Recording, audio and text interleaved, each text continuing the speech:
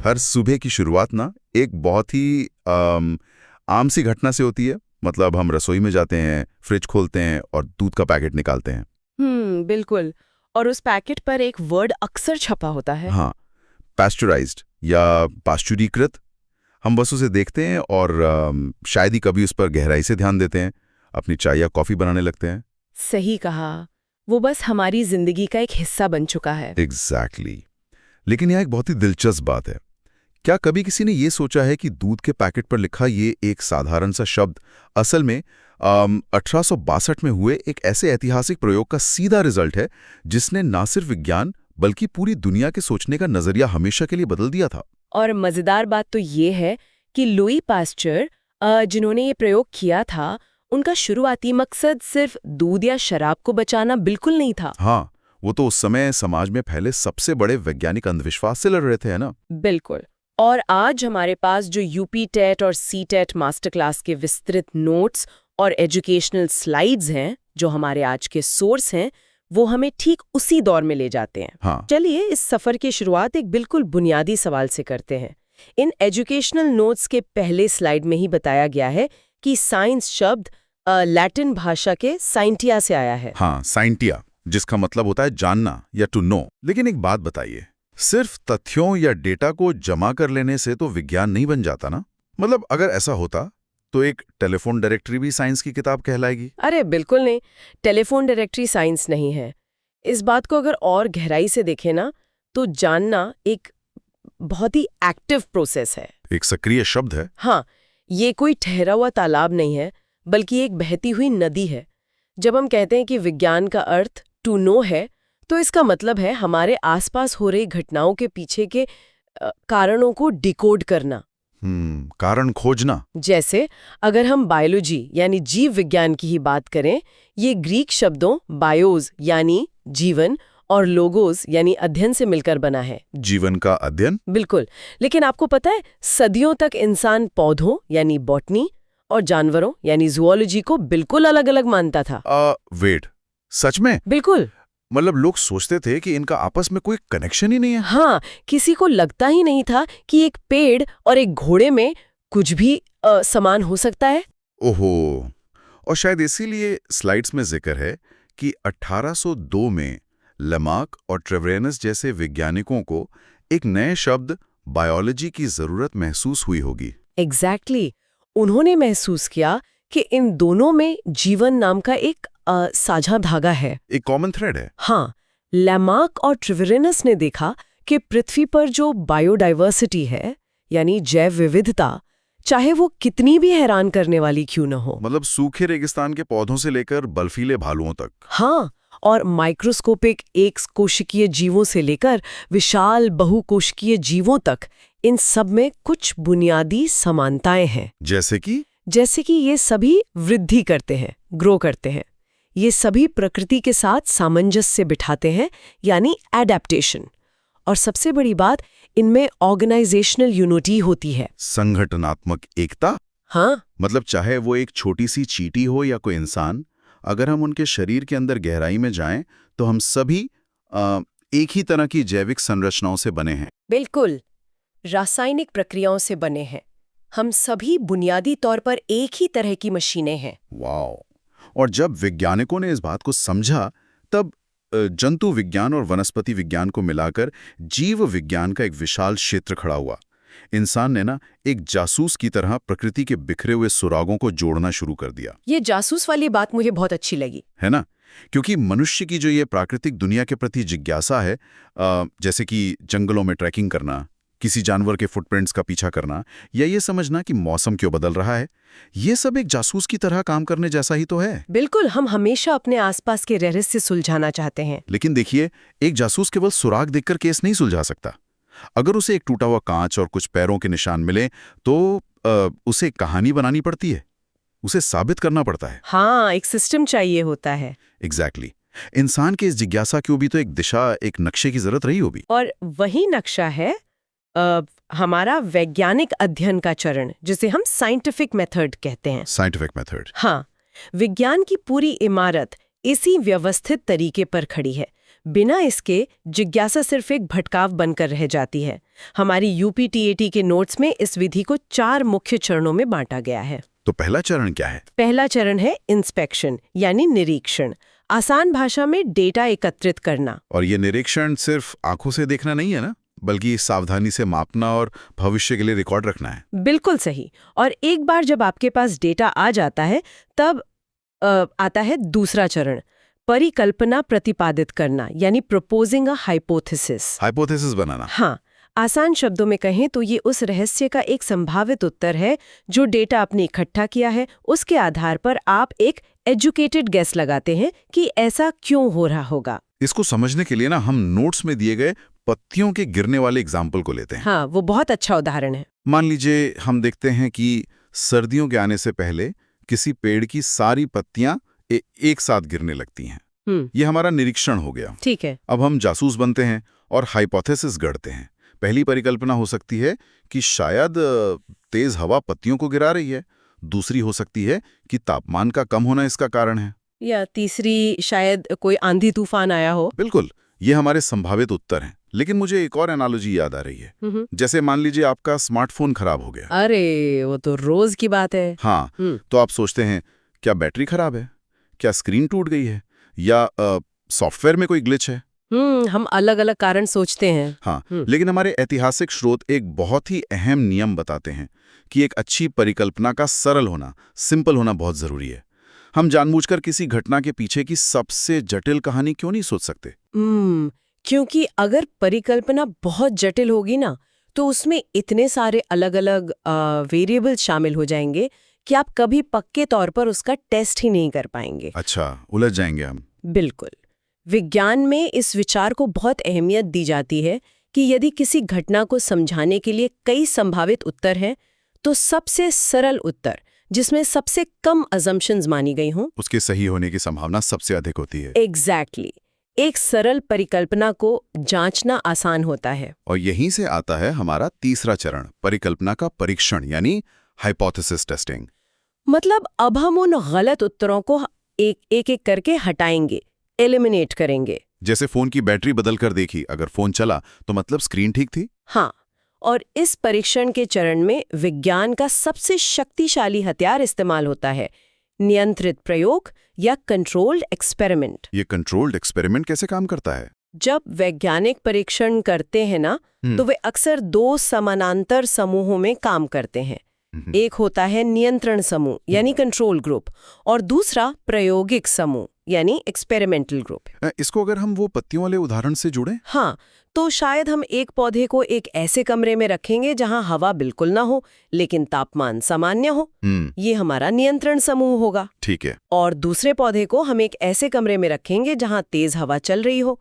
ये हमारा प्रायोगिक समूह होगा। ओह, समझ गया। अगर हवा वाले कमरे में पत्तियां गिर जाती हैं और सामान्य कमरे में नहीं गिरती, तो हम साबित कर सकते हैं कि हमारी हवा वाली परिकल्पना सही थी। बिल्कुल। और अगर दोनों में पत्तियां नहीं गिरती तो हम उस परिकल्पना को खारिज कर देते हैं और तापमान वाली परिकल्पना का परीक्षण शुरू करते हैं। मतलब कंट्रोल ग्रुप को सामान्य परिस्थितियों में रखा जाता है ताकि हम पक्के तौर पर कह सकें कि जो भी बदलाव आया वो सिर्फ और सिर्फ हमारे द्वारा किए गए बदलाव की वजह से ही आया है, किसी और कारण से नहीं। क्या बात है। और जब इस लंबी और थका देने वाली परीक्षण प्रक्रिया के बाद गलत परिकल्पनाएं खत्म हो जाती हैं और एक उत्तर बार बार सही साबित होता है, तब हम चौथे चरण पर पहुंचते हैं, है ना? हाँ, जिसे कहते हैं परिवर्धित सिद्धांत या मॉडिफाइड थ्योरी। परिवर्धित सिद्धांत। और यहाँ इस बात पर जोर देना बहुत जरूरी है कि विज्ञान में सिद्धांत या थ्योरी शब्द का मतलब कोई आम बोलचाल वाला तुक्का नहीं है। हाँ, आम जिंदगी में तो हम अक्सर कह देते हैं कि अरे मेरी एक थ्योरी है कि वो आज ऑफिस लेट क्यों आया। हाँ,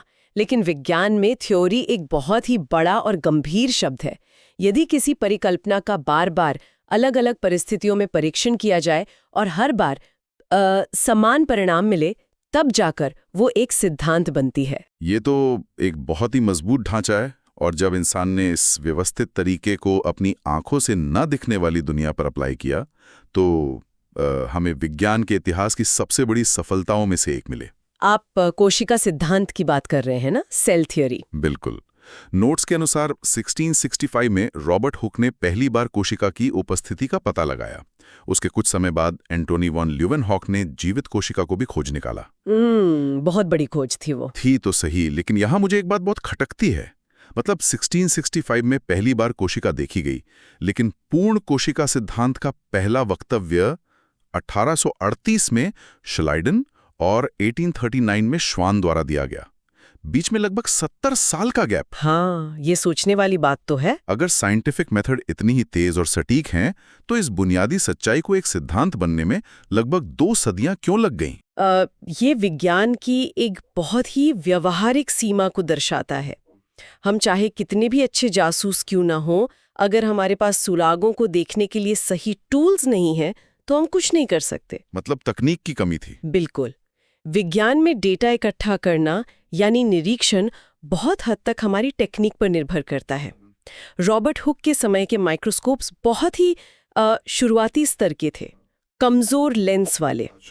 उन्होंने कॉर्क के टुकड़े में जो देखा वो सिर्फ मृत कोशिकाओं की खाली दीवारें थीं। उन्हें लगा जैसे ये छोटे छोटे खाली कमरे हों। ओह, यानी वो बस इमारत का ढांचा देख पा रहे थे, अंदर रहने वालों को नहीं। एग्जैक्टली, बहुत सही कहा आपने।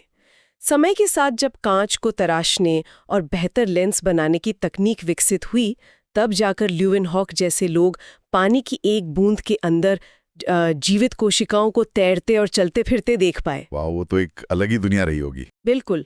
लेकिन फिर भी एक सिद्धांत बनने के लिए सिर्फ देख लेना काफी नहीं होता। सिद्धांत बनाने के लिए सामान्यीकरण या जनरलाइजेशन की जरूरत होती है। सामान्यीकरण मतलब अलग अलग जगहों पर एक ही जैसा पैटर्न देखना। हाँ, 1838 में मैथ्यूस श्लाइडन, जो एक वनस्पति वैज्ञानिक थे, उन्होंने घोषणा की कि पौधों के सभी ऊतक कोशिकाओं से बने हैं।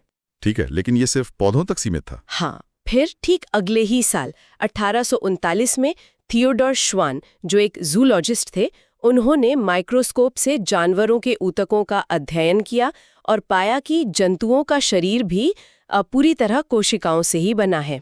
और यहीं पर वो जादू हुआ। बॉटनी और जूलॉजी, जो पहले बिल्कुल अलग अलग माने जाते थे, उनके आंकड़े एक साथ मिल गए। हाँ, जब अलग अलग क्षेत्रों से ये समान डेटा मिला, तब श्लाइडन और श्वान ने मिलकर उस ऐतिहासिक कोशिका सिद्धांत का प्रतिपादन किया, सेल थ्योरी। और इस सिद्धांत का सबसे मुख्य और क्रांतिकारी विस्तार क्या था पता है? सभी जीवित कोशिकाएं पहले से उपस्थित कोशिकाओं से ही बनती हैं। All cells arise from pre-existing cells। बिल्कुल। कोशिकाएं पुरानी कोशिकाओं से ही आती हैं। सुनने में ये एक बहुत ही साधारण सी लाइन लगती है, लेकिन उस दौर में ना, इस एक विचार ने सदियों से चले आ रहे समाज के सबसे बड़े अंधविश्वास की जड़ों पर कुल्हाड़ी मार दी थी। आप स्पॉन्टेनियस जेनरेशन की बात कर रहे हैं? स्वतः उत्पत्ति की अवधारणा? हाँ, उस समय दुनिया भर में इसका बहुत गहरा प्रभाव था। और ये कोई छोटा मोटा अंधविश्वास नहीं था। बड़े बड़े पढ़े लिखे लोग ये मानते थे कि जीवन अचानक से निर्जीव चीजों से अपने आप पैदा हो जाता है। आज ये कल्पना करना भी अजीब लगता है। मतलब लोगों का मानना था कि अगर धूल कहीं जमा हो जाए तो उसमें से अपने आप कीड़े बन जाते हैं। अगर मांस सड़ रहा है तो उस मांस के अंदर से ही मक्खियां पैदा हो जाती हैं। यहाँ तक कि पुराने कपड़ों और अनाज को एक साथ रख देने से चूहे पैदा हो जाते हैं। हद है। आज हम इस पर हंस सकते हैं, लेकिन उस समय ये एक स्थापित मान्यता थी। लोगों को लगता था कि जीवन के लिए किसी पुरानी कोशिका की जरूरत नहीं है, वो बस प्रकट हो जाता है। और इसी गहरी स्थापित मान्यता को हमेशा के लिए खत्म करने का काम किया 1862 में लुई पाश्चर ने। आगे हमारे पाश्चर साहब। हाँ, पाश्चर ने स्वतः उत्पत्ति के इस विचार को चुनौती दी और एक नया सिद्धांत सामने रखा, जिसे जीव जनन का सिद्धांत या जर्म थियरी कहा जाता है। जर्म थियरी बहुत इंपॉर्टेंट है ये। उन्होंने ये तर्क दिया कि जीवन स्वतः उत्पन्न नहीं होता, बल्कि हमारे चारों ओर वायु में मौजूद अदृश्य रोगाणुओं से आता है। मतलब सड़े हुए मांस से कीड़े इसलिए नहीं निकलते क्योंकि मांस कीड़े बना रहा है, बल्कि इसलिए क्योंकि हवा में मौजूद सूक्ष्म जीव उस मांस पर आकर बैठते हैं। बिल्कुल। लेकिन सदियों पुरानी सोच को सिर्फ बातों से तो नहीं बदला जा सकता था ना। हाँ, लोग तो सबूत मांगते। इसीलिए पाश्चर को एक ऐसा नियंत्रित प्रयोग डिजाइन करना पड़ा जो इतना अचूक हो कि कोई उस पर सवाल ही न उठा सके। और यहीं उन्होंने विज्ञान के इतिहास का सबसे शानदार प्रयोग किया, हंस की गर्दन वाला प्रयोग या स्वॉन नेक फ्लास्क एक्सपेरिमेंट। ओहो, ये प्रयोग सुनकर ना मेरे दिमाग में एक बहुत ही स्पष्ट तस्वीर बनती है। कल्पना करें एक बहुत पुराने मजबूत किले की। अच्छा। हाँ, उस किले को दुश्मनों से सुरक्षित रखने के लिए अक्सर उसके चारों ओर पानी की एक गहरी और घुमावदार खाई बनाई जाती थी, जिसे मोट कहते हैं। फिल्मों में देखा है। कर उसका उद्देश्य ये होता था कि दुश्मन सीधे किले की दीवारों तक पहुंच ही ना पाए, वे पहले ही उस खाई में उलझ जाएं या डूब जाएं। पास्चर ने भी कांच के फ्लास्क के साथ बिल्कुल ऐसे ही किया है ना। ये किले और खाई वाली एनालॉजी बहुत ही सटीक है, क्योंकि ये प्रयोग के मैकेनिज्म को बिल्कुल सही समझाती है। पास्चर ने जो किया वो नियंत्रित प्रयोग का एक एकदम आदर्श टेक्स्ट बुक उदाहरण है। तो उन्होंने किया क्या था? उन्होंने कांच के फ्लास्क का एक समूह लिया, कुछ फ्लास्कों की गर्दन को उन्होंने आग पर गर्म किया और उसे मोड़कर एक हंस की गर्दन जैसा घुमावदार आकार दे दिया। स्वान नेक बना दिया। हाँ, ये उनका प्रायोगिक समूह था। और दूसरे समूह के फ्लास्कों की गर्दन को उन्होंने सीधा ही रहने दिया, जो कि उनका नियंत्रण समूह था, कंट्रोल ग्रुप। और इसके बाद उन्होंने दोनों प्रकार के फ्लास्कों में पोषक विलयन यानी यीस्ट और शुगर का ब्रॉथ डाला, जो सूक्ष्म जीवों का पसंदीदा भोजन होता है। और फिर सबसे जरूरी कदम, उन्होंने दोनों फ्लास्कों के विलयन को अच्छी तरह उबाला। ये उबालने वाला स्टेप बहुत महत्वपूर्ण है, क्योंकि उबालने से फ्लास्क के अंदर पहले से मौजूद सभी सूक्ष्म जीव नष्ट हो गए। एग्जैक्टली। पास्चर ने प्रयोग की शुरुआत में दोनों फ्लास्कों को पूरी तरह से स्टरलाइज कर दिया, जीवाणु रहित कर दिया। यानी दोनों के लिए शुरुआती बिंदु एकदम समान था, जो कि एक सही प्रयोग की पहली शर्त होती है। बिल्कुल। अब दोनों फ्लास्क खुले हुए थे और सामान्य ठंडी हवा के संपर्क में थे। कुछ दिनों बाद जो रिजल्ट सामने आए ना, उसने दुनिया को हिलाकर रख दिया। क्या हुआ? जो सीधे गर्दन वाले फ्लास्क थे, उनमें वायु सीधे अंदर गई और हवा के साथ साथ धूल और सूक्ष्मजीव भी विलयन तक पहुंच गए। वो विलयन पूरी तरह से प्रदूषित हो गया और उसमें जीवाणु पनपने लगे। लेकिन जादू तो उन फ्लास्कों में हुआ ना जिनकी गर्दन मुड़ी हुई थी। हाँ, जो हंस की गर्दन वाले फ्लास्क थे, उनका विलयन बिल्कुल शुद्ध रहा। उसमें जीवन का कोई नामो निशान नहीं था। ऐसा क्यों हुआ? क्योंकि हवा तो मुड़ी हुई गर्दन के अंदर भी जा रही थी। हवा को मुड़ने में तो कोई दिक्कत नहीं है। हवा अंदर जा रही थी, लेकिन हवा में मौजूद जो धूलकण और सूक्ष्म जीव हैं, वो भारी होते हैं। अच्छा।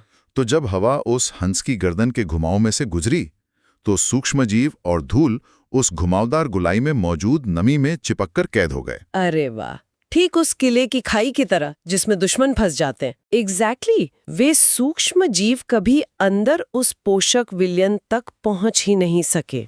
ये कितनी हैरानी और रोमांच की बात है कि कांच को मोड़ने जैसी एक साधारण सी फिजिकल तरकीब ने सदियों पुरानी स्वतः उत्पत्ति की धारणा को हमेशा के लिए दफन कर दिया, पूरी तरह से खत्म कर दिया। इस प्रयोग ने ये सिद्ध कर दिया कि जीवन निर्जीव चीजों से अचानक प्रकट नहीं होता, वो हवा में पहले से मौजूद रोगाणुओं से आता है। और विज्ञान की भाषा में इस तरह की घटना को ऐतिहासिक बदलाव या पैराडाइम शिफ्ट कहा जाता है। Paradigm shift. हाँ, ये वो पल होता है जब एक अकेला प्रयोग रातों रात दुनिया की स्थापित समझ, पुरानी सोच और सारे भ्रम को पलटकर एक नई सच्चाई सामने खड़ी कर देता है। तो अब यहाँ एक बहुत ही बड़ा सवाल ये उठता है कि क्या पास्चर का ये प्रयोग सिर्फ विज्ञान की किताबों या इन स्लाइड्स में दर्ज होने वाली एक अच्छी कहानी भरे? अरे बिल्कुल नहीं। इस एक प्रयोग का प्रभाव लैब की चारदीवारी से निकलकर हमारी वास्तविक दुनिया पर, हमारी अर्थव्यवस्था पर और हमारी रोजमर्रा की जिंदगी पर पड़ा। और यहीं हम वापस अपने उस सुबह वाले दूध के पैकेट पर आते हैं। हाँ, पास्चर की इसी खोज ने पास्चराइजेशन यानी पास्चराइजेशन तकनीक को जन्म दिया। बिल्कुल। जब ये साबित हो गया कि चीजें अपने आप खराब नहीं होती, बल्कि हवा के रोगाणु उन्हें खराब करते हैं, तो पास्चर ने दूध और डेयरी उत्पादों को एक निश्चित तापमान पर गर्म करके अचानक ठंडा करने की तकनीक निकाली, जिससे सूक्ष्म जीव नष्ट हो जाते हैं और खाना लंबे समय तक सुरक्षित रहता है। लेकिन इसके एप्लीकेशन सिर्फ डेयरी उद्योग तक सीमित नहीं रहे। चिकित्सा के क्षेत्र में इस रोगाणु सिद्धांत ने एक पूरी क्रांति ला दी। मेडिकल फील्ड में क्या हुआ? जब सर्जनों को ये समझ में आ गया कि इन्फेक्शन हवा और गंदे हाथों में मौजूद रोगाणुओं से होता है, तो एंटीसेप्टिक सर्जरी की शुरुआत हुई। स्टेरिलाइजेशन शुरू हुआ। हाँ, अस्पतालों में उपकरणों को जीवाणु रहित किया जाने लगा, जिससे ऑपरेशन के बाद होने वाले इन्फेक्शन से लाखों करोड़ों जानें बचने लगी। वाह। और सिर्फ इतना ही नहीं, लुई पास्चर ने इसी सिद्धांत को आगे बढ़ाते हुए रेबीज और एंथ्रेक्स जैसी भयानक बीमारियों के टीकों का भी विकास किया, वैक्सीन्स बनाई। और हमारे एजुकेशनल नोट्स में एक और बहुत ही प्रभावशाली ऐतिहासिक घटना का जिक्र है, फ्रांस के रेशम उद्योग की कहानी। Silk industry. वो ये साबित करता है कि जीव विज्ञान का प्रभाव आर्थिक भी होता है। अर्थव्यवस्था से जुड़ा है। उस समय फ्रांस का रेशम उद्योग ना एक रहस्यमयी बीमारी से तबाह हो रहा था। रेशम के कीड़े लगातार मर रहे थे और एक पूरी अर्थव्यवस्था डूबने की कगार पर थी। फिर पास्चर ने क्या किया? पास्चर ने अपने इसी माइक्रोस्कोपिक नॉलेज का इस्तेमाल करके पता लगाया कि ये बीमारी सूक्ष्म जीवों के हमले के कारण फैल रही है। अच्छा, वहां भी रोगाणु थे। हाँ, उन्होंने रेशम के कीड़ों को बचाने के उपाय खोज निकाले। एक तरह से जीव विज्ञान और माइक्रोबायोलॉजी ने एक पूरे देश की अर्थव्यवस्था को नष्ट होने से बचा लिया। ये इस बात का बहुत बड़ा प्रमाण है कि विज्ञान केवल किताबी ज्ञान नहीं है, ये एक शक्तिशाली आर्थिक और सामाजिक हथियार भी है। और अगर हम आज की शिक्षा प्रणाली के नजरिए से देखें तो इन नोट्स का एक बहुत बड़ा संदेश ये भी है कि वैज्ञानिक तरीकों का अध्ययन छात्रों में तर्क संगत सोच यानी लॉजिकल थिंकिंग का विकास करता है। बिल्कुल। जब हम ये पढ़ते हैं कि कैसे एक प्रयोग ने जीवन धूल से पैदा होता है, जैसे अंधविश्वास को खत्म कर दिया, तो ये हमें अपनी रोजमर्रा की जिंदगी में भी हर घटना के पीछे का असली कारण खोजना सिखाता है। ये हमें समस्याओं को सुलझाने के लिए परिकल्पना निर्माण यानी हाइपोथेसिस फॉर्मुलेशन की कला सिखाता है। सही मायने में देखा जाए तो साइंटिफिक मेथड सिर्फ लैब में काम करने वाले वैज्ञानिकों की बपौती नहीं है, ये सोचने और जीने का एक तरीका है। हाँ, जब हम अपने जीवन में किसी समस्या का सामना करते हैं, चाहे वो काम ना करने वाला कोई फोन हो या फिर ये समझना हो कि इंटरनेट पर फैली कोई खबर सच्ची है या महज एक अफवाह, तो हम जाने अनजाने में डेटा इकट्ठा करते हैं, अपने दिमाग में हाइपोथेसिस बनाते हैं और उसे परखते हैं। जो समाज इस वैज्ञानिक सोच को अपनाता है वो अंधविश्वासों से दूर विकास की ओर बहुत तेजी से बढ़ता है। बिल्कुल सही बात है। तो अगर हम आज की इस पूरी डीप डाइव को समेटें तो हमने देखा कि कैसे साइंटिया यानी जानने की इच्छा ने मनुष्य को प्रकृति के बिखरे सुरागों का निरीक्षण करने के लिए प्रेरित किया। हमने उस व्यवस्थित नक्शे को समझा जिसे वैज्ञानिक विधि कहते हैं और जाना कि कैसे परिकल्पनाओं को नियंत्रित प्रयोगों की कसौटी पर कसा जाता है। हाँ, ये विधि हमें रॉबर्ट हुक की खाली कॉर्क कोशिकाओं से लेकर ल्यूवेनहॉक की जीवित कोशिकाओं तक और फिर श्लाइडन और श्वान के उस सेल थ्योरी तक ले गई जिसने जीवन की सबसे बुनियादी इकाई को परिभाषित किया। और अंत में हमने लुई पास्चर के उस क्रांतिकारी 1862 के प्रयोग को देखा जिसने अपनी हंस की गर्दन से एक सदियों पुरानी भ्रामक सोच का गला घोट दिया और हमें एक आधुनिक रोगाणु मुक्त दुनिया दी। ये पूरा ऐतिहासिक सफर हमें एक बात बहुत स्पष्ट रूप से सिखाता है कि विज्ञान कोई पत्थर पर खींची लकीर या ठहरी हुई चीज नहीं है। हाँ, ये लगातार खुद को सुधारता है, अपने ही पुराने और स्थापित सिद्धांतों को चुनौती देता है और नए प्रमाणों के आधार पर हर दिन बेहतर बनता जाता है। और इसी बात से जुड़ा हुआ ना एक बहुत ही गहरा विचार मैं हम सबके सोचने के लिए छोड़ना चाहता हूँ। वो क्या? हमने पूरी चर्चा में देखा कि विज्ञान की प्रगति और हमारा ऑब्जर्वेशन बहुत हद तक हमारी तकनीक और हमारे उपकरणों पर निर्भर करता है। हाँ, जैसे माइक्रोस्कोप का एग्जाम्पल था। बिल्कुल। रॉबर्ट हुक के पास कमजोर माइक्रोस्कोप था तो उन्होंने आधी सच्चाई देखी। जब माइक्रोस्कोप बेहतर हुए तो पूरी कोशिका समझ में आई। सही है। अगर आज की क्लास हेल्पफुल लगी हो तो वीडियो को लाइक जरूर करें और चैनल को सब्सक्राइब करना बिल्कुल ना भूलें। मिलते हैं नेक्स्ट क्लास में।